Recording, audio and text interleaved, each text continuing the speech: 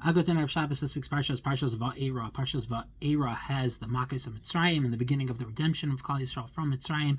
And in the middle of the Parsha, there's also a narrative listing the genealogy of Moshe and Aaron, starting from the Shvatim. And when it gets up to Aaron and Moshe's names, the Parsha takes a break of 2 psukim, and it says the following.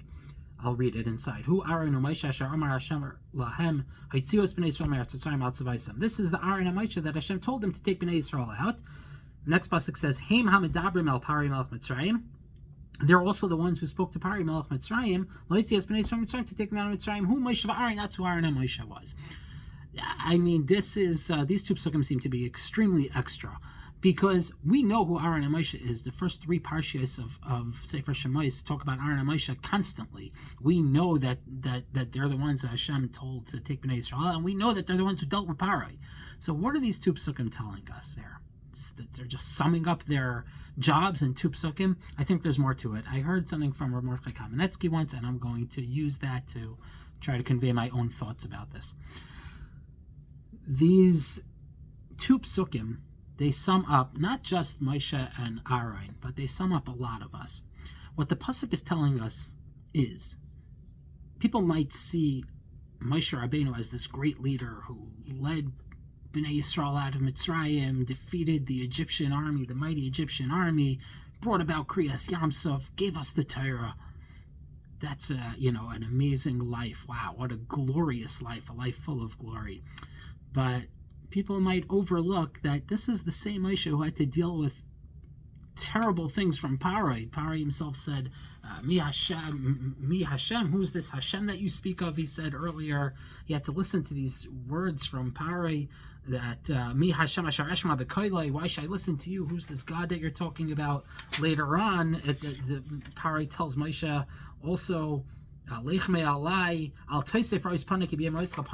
threatens to kill him if he ever sees him again. These are some terrible things.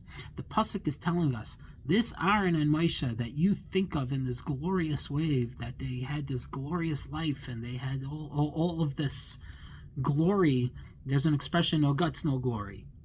They had to deal with Parai also. They had to deal with a lot of stuff. They had to deal with Bnei Yisrael also complaining, wanting to go back to Mitzrayim. They're the ones who had to deal with Parai. They're the ones who had to deal with everything, all the problems. A lot of times in life we see people in these glorious positions and we don't think to ourselves how they got there or the things that they had to deal with in order to get there. But that's life. That's life. Great leaders become great leaders through adversity. And there's a reason why. There's a reason why. It's because they know how to relate to people, they know how to relate to their followers, and it's because they dealt with things themselves. And I think that's what the pasuk is telling us. Moshe and Aaron weren't just great leaders on the fact that Hashem told them that they should go and tell Parai, although that is what happened, as the first pasuk tells us, but it's because they're also the ones who had to deal with Parai. They're also the ones who had to deal with adversity. Adversity is part of life.